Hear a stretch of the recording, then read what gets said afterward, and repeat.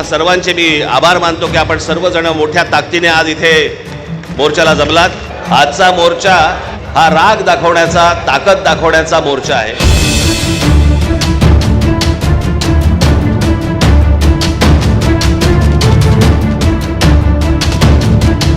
संयुक्त महाराष्ट्राच्या नंतर महाराष्ट्रामध्ये सर्व राजकीय पक्षांची एकजूट पहिल्या प्रथम झाली असेल। ही विरोधी पक्षांची एकजूट नाही, ही लोकशाहीचं प्रतिनिधित्व आणि लोकशाहीचं नेतृत्व करणाऱ्या सर्व राजकीय पक्षांची एकजूट आहे।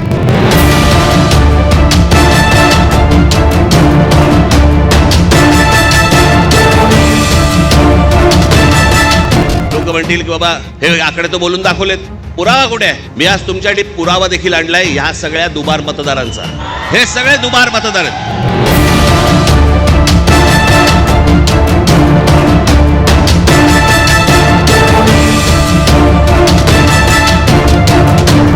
आणि मतचोरी करणाऱ्यांना सांगतो की आज नुसती ठिणगी बघताय, या ठिणगीचा वणवा कधी होऊ शकेल एवढं लक्षात ठेवा। तुमच्या बुडाला आग लावण्याची ताकद या ठिणगीमध्ये आहे।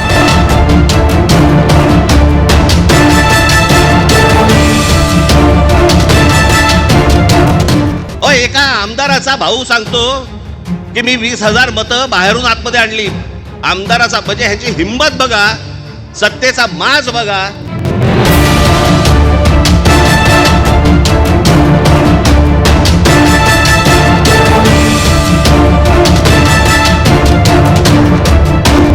तसं आज तुम्हाला सांगतोय की आता जागे झाल्यात, जागे राहा, नाहीतर ॲनाकोंडा आ जाएगा। या ॲनाकोंडाला आता आपल्याला कोंडावंच लागेल।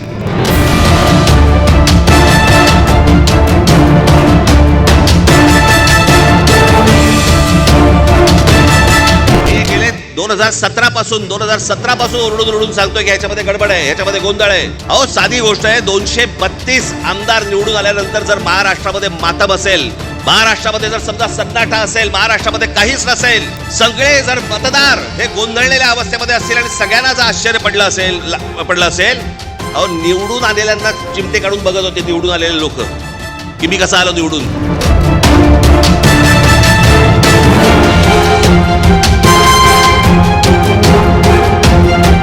जर समजा तिकडे हे दुबार तिबार वाले जर आले, तिथेच फोडून काढायचे।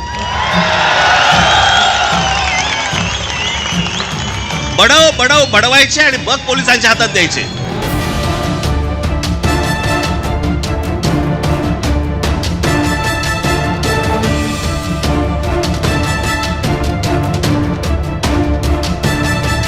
जर मत चोरी करून तुम्ही निवडणुका घेण्याचा प्रयत्न कराल तर ही मूठ तुमच्या टाळक्यात हाणल्याशिवाय राहणार नाही। जय हिंद, जय महाराष्ट्र।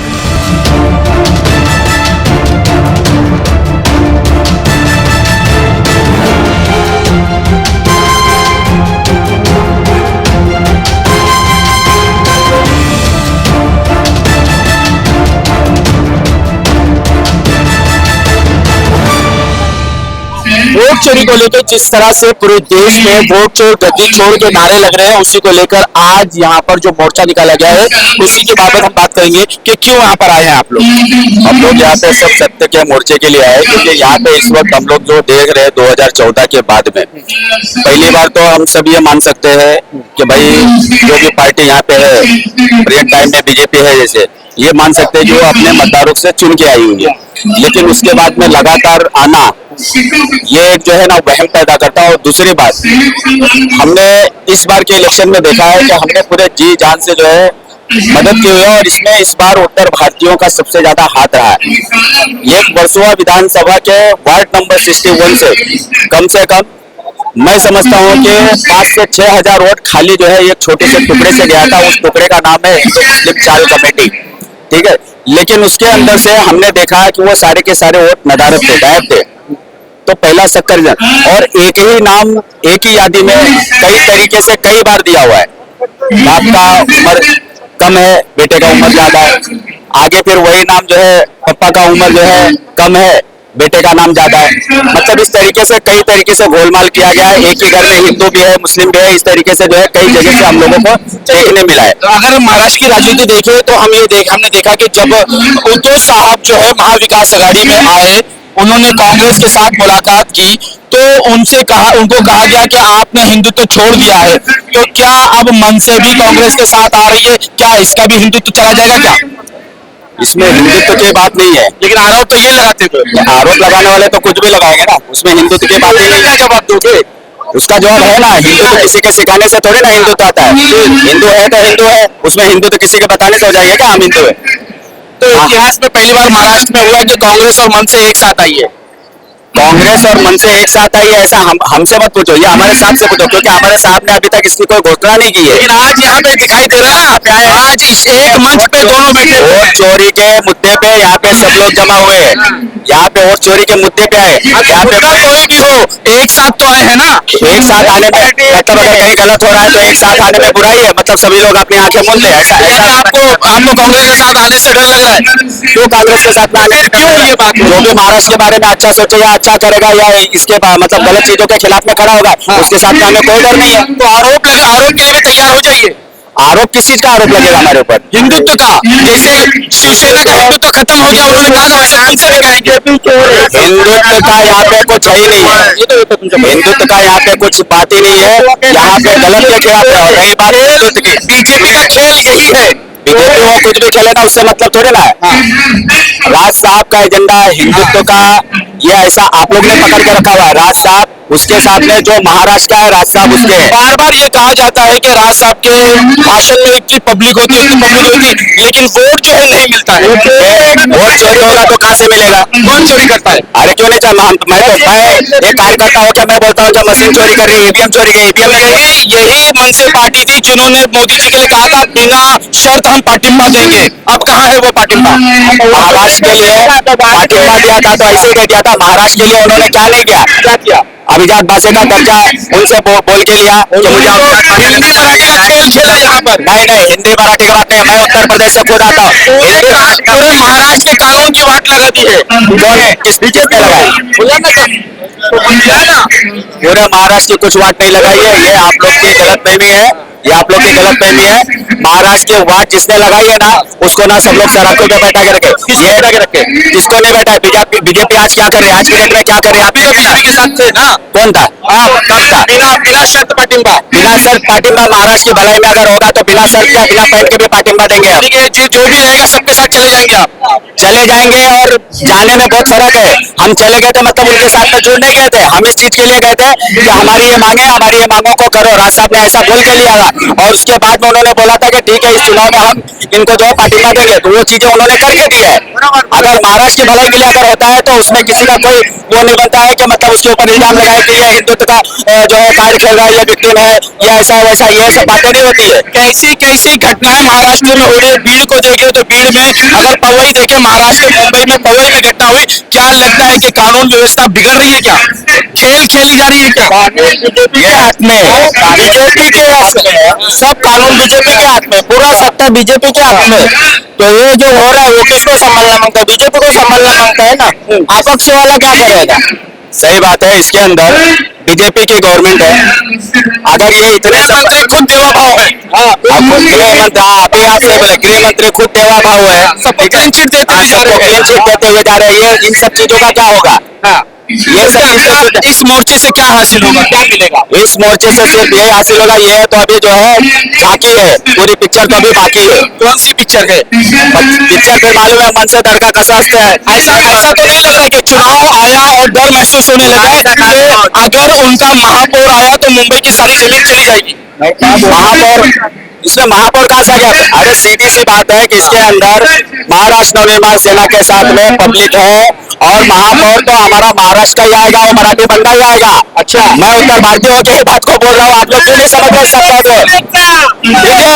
देखो ये है महाराष्ट्र की ताकत, ठीक है। चलता हुआ आदमी भी महाराष्ट्र नवनिर्माण सेना की जय बोलता, मतलब वो उसके अंदर तो कुछ खास बात है। हमेशा नैरेटिव बनाया जाता है कि अगर कोई भी भाजपा से अलग होता है या भाजपा की बोली नहीं बोलता। जिस तरह से आपसे कहा कि आरोप लगाने में बीजेपी एक नंबर है, उन्होंने शिवसेना पर आरोप लगाया था कि कांग्रेस के साथ जाने से उसका हिंदुत्व चले गया। अब क्या उनकी हिम्मत है कि वो राज ठाकरे साहब की पार्टी मनसे पर ये आरोप लगा सके कि वो भी आज कांग्रेस के साथ आए हैं, उनका भी हिंदुत्व चला गया?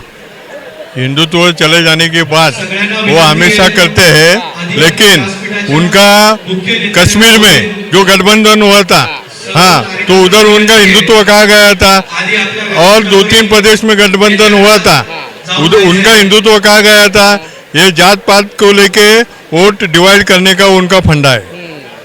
अच्छा, अगर हम बात कर लें चुनाव आयोग की, तो चुनाव आयोग के ऊपर सवाल उठाया जाता है, लेकिन जवाब देती है वो सत्ता दल पार्टी। वो हमेशा बात करते हैं, किरीट सोमैया उठाकर बोलते हैं, फिर संजय निरुपम बोलते हैं, और अब ताजा बयान आया है मुख्यमंत्री जी का कि उन्होंने कहा है कि जिस तरह से एक पप्पू ने दिल्ली में प्रेस कॉन्फ्रेंस लेके चुनाव आयोग के खिलाफ बताया, उसी तरह से एक और यहाँ पर महाराष्ट्र में, यानी उन्होंने आदित्य ठाकरे को भी पप्पू कहने की कोशिश की है। देखिए, भारतीय जनता पार्टी का राजनीति का तरीका ही यही है, जब मुद्दे पे बात करने के लिए उनके पास मुद्दे नहीं होते तो मुद्दे को भटकाने के लिए वो किसी के ऊपर आरोप लगाते हैं, गलीच राजनीति करते हैं। इलेक्शन कमीशन जो कर रही है ये भारतीय जनता पार्टी के इशारे पे कर रही है, ये जग जाहिर है, और इलेक्शन कमीशन है भारतीय जनता पार्टी की बी टीम है, यही हमारा आरोप है। यही कहने पे उनको मिर्ची लगती है। आरोप हम इलेक्शन कमीशन पे करते हैं तो तुम कौन होते हो, तुम किस नाते से तुम क्यों देते हो? आरोप इलेक्शन कमीशन पे किया जा रहा है तो हमारा अपेक्षा ये होती है कि इलेक्शन कमीशन का कोई ऑफिसर, कोई अधिकारी आके हमारे जो प्रश्न है, हमारे जो क्वेश्चंस है, उसको उन्होंने उत्तर देना चाहिए। लेकिन उसके लिए उत्तर देने के लिए आते किरीट सोमैया, उसके लिए उत्तर देने के आते हैं माननीय मुख्यमंत्री, उसके लिए केंद्र से नेता उत्तर देने आते हैं। यही बोलने के बाद उनको जब इस चीज़ का एहसास होता है कि जनता के बीच में हमारा पोल खुल रहा है, तो उसी मुद्दे को भटकाने के लिए कभी हमारे नेताओं को बदनाम करेंगे, कभी उनके ऊपर निजी टीका टिप्पणी करेंगे, और कुछ पालतू जानवर, पालतू कुत्ते उन्होंने रख रखे हैं शिवसेना और महाविकास आघाड़ी के ऊपर भोंकने के लिए। तो साहब को बदनाम करने के लिए उन्होंने सीधा जो है बाला साहब ठाकरे के मृत्यु को भी उन्होंने उठाया, उसको भी चुनावी मुद्दा बनाने की कोशिश की, और उन्होंने कहा कि पात्र शरीर को इतने दिन रखा क्यों गया। क्या ये सारे मुद्दे आने वाले चुनाव में भुना सकते हैं क्या? ये जो मुद्दे है ना, ये मुद्दे लोगों मतलब हमारे लिए एक पावरफुल एक शक्ति बन गई है, और ऐसा वो लोग जितने भी आरोप करेंगे हमारे ऊपर, उतने ज़्यादा मतदार, उतने ज़्यादा वोटर्स हमारे इसमें आएंगे, और हम लोग 101% विनर होंगे। तो अगर चुनाव में, अगर सुप्रीम कोर्ट में आप चुनाव जीत गए और आपको धनुष्य बाण और नाम वापस मिल गया, तो शिंदे साहब की गद्दी कहाँ होगी?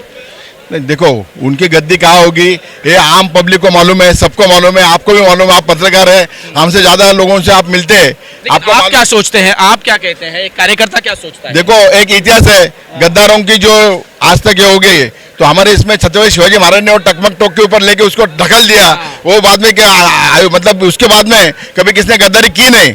शायद वैसा भी हो सकता है, वैसा भी हो सकता है। और हम लोग ने बोले शिवसैनिक नाम के लोग एक ताकत जो है वो टकमक टोक के ऊपर जैसे उसको सजा देते हैं, वैसे सजा देने के लिए शिवसैनिक बोले तो सिर्फ आवाज आदेश आ गया तो उधर वो भी बात हो सकती है। शिवसैनिक की बात आई, शिवाजी की बात आई, तो शिवाजी महाराज के वहां पर शिवनेरी पर जो है वो एकनाथ शिंदे ने कहा कि वहां पर नमो वो स्थापित करेंगे, उसको क्या कहेंगे? अभी क्या उतना ही बाकी रह गया। देखो, मैं आपको एक बता रहा हूँ, उनकी जो राजनीति जो है वो इतनी गलीच है, जो जहाँ पे छत्रपति शिवाजी महाराज का किला हमारे लिए आदर का है, और वहाँ पे जाकर उनके लिए आदर नहीं है, जो उनसे राजनीति शुरू की उन्हीं के नाम से।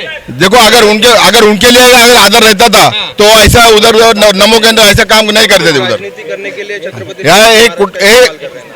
ये छत्रपति शिवाजी महाराज का जो राजनीति करके वहाँ की जमीन लेने का, पहले छत्रपति शिवाजी महाराज का नाम लेने का, बाद में अपना आरएसएस का उधर विस्तार बिठाने का, और जो अभी हिंदुत्व का सही जो झंडा है उसको भी बदनाम करने की आगे की जो पॉलिटिक्स है वो चल रही है। आखिरी सवाल कि अभी तक लोग ये बार बार सवाल पूछ रहे थे, क्या राज ठाकरे, क्या उद्धव साहब एक साथ आएंगे, लेकिन यहाँ आज के मोर्चे में राज साहब भी साथ दिखाई दिए, उद्धव साहब भी साथ दिए, और कांग्रेस भी आज साथ में दिखाई दी। क्या पिक्चर निर्माण होगी पूरे महाराष्ट्र में? आप तो देख रहे हैं, ये जो ताकत है, ये ताकत आने वाले जो इलेक्शन है वो इलेक्शन में हम मतलब जो महाराष्ट्र में आज तक हुआ नहीं है वो तो होएगा ही, विनर तो होने ही वाले। लेकिन इसके बाद में जो बीजेपी ने जो तकलीफें और जो लोगों को आज तकलीफें देना चालू किया है, वो लोग ऐसा पहला इलेक्शन होएगा जीतने के बाद में या बीजेपी गिरने के बाद में कि सब जगह पे दिवाली मनाएंगे लोग, वोटर लोग दिवाली मनाएंगे। और यही जो नतीजा है, ये दोनों भाई या सब पार्टी आज इकट्ठे आ रही है, तो यही इसकी ताकत है और ये पूरे महाराष्ट्र की ताकत है जो दिल्ली को भी हिला सकती है। अभी तक सारी महाराष्ट्र की जमीन हो चाहे महाराष्ट्र का कारोबार हो वो गुजरात जा रहा था, लेकिन उद्धव साहब ने अब आरोप लगाया कि मुंबई को अडानी सिटी नहीं बनने देंगे। तो ये अपने मित्र को मुंबई की जमीन दे रहे हैं, धारावी की जमीन दे रहे हैं, अगर हम कह लें महाराष्ट्र की जमीन दे रहे हैं, बिहार की जमीन दे रहे हैं, पोर्ट दे रहे हैं, एयरपोर्ट दे रहे हैं, सारी चीजें उन्हें दे रहे हैं। तो महाराष्ट्र के पास क्या होगा, देश के पास क्या होगा? महाराष्ट्र के पास देखो 33 करोड़ LIC का पैसा भी दे दिया उन्होंने। सही बात है, 33,000 करोड़ भी दिया है, लेकिन महाराष्ट्र की भूमि ऐसी है जब देश के ऊपर जब देश भी धोखे में होता है तब महाराष्ट्र से ताकत जाती है। और आज जो है आज वहां पे वही सल्तनत जो मुगलों की सल्तनत थी, मैं आरोप कर रहा हूँ, आरोप कर रहा हूँ, जवाबदारी से कर रहा हूँ, वो मुगलों की सल्तनत से भी बेकार ये बीजेपी की सल्तनत है। और महाराष्ट्र से स्टार्ट हुआ है, वो उधर से लेके महाराष्ट्र तक ने पूरे राज्य में पूरे कंट्री में उसकी आपको ताकत दिखाई पड़ेगी। अब सत्ता में देखना है कि इस तरह के मोर्चे के बाद जब सरकार के साथ इतने सारे लोग होंगे, शिवसेना होगी, कांग्रेस होगी और तमाम पार्टियां होंगी, तब देखना यह है कि सत्ता में कितने हलचल होती है, किस तरह से वहां पर खलबली मचती है या फिर किसी तरह की कोई आरोप या किसी तरह गेम खेला जाता है, और आने वाले चुनाव में किस तरह से वोट चोरी होती है या नहीं होती है वो भी देखना बहुत महत्वपूर्ण है। क्योंकि हर पार्टी के नेताओं ने अपने कार्यकर्ता को साफ निर्देश दिया है कि वो घर घर जाएं और देखें कि किस तरह से सही वोट है या इस वोट की यादी में घुसपैठियों को घुसा दिया गया है और उनके जरिए ये सत्ता में आ रहे हैं। घुसपैठिए इनके फायदे के लिए है और बाकी सत्ताओं के लिए नहीं है। तो देखना यह है कि आगे आने वाले चुनाव में हालात क्या रहते हैं, चुनाव किस तरह होता है और किस तरह से यहाँ पर सत्ता परिवर्तन होता है। आज तक के लिए इतना ही। देश विदेशी खबरों के लिए देखते रहें न्यूज़ 18 इंडिया।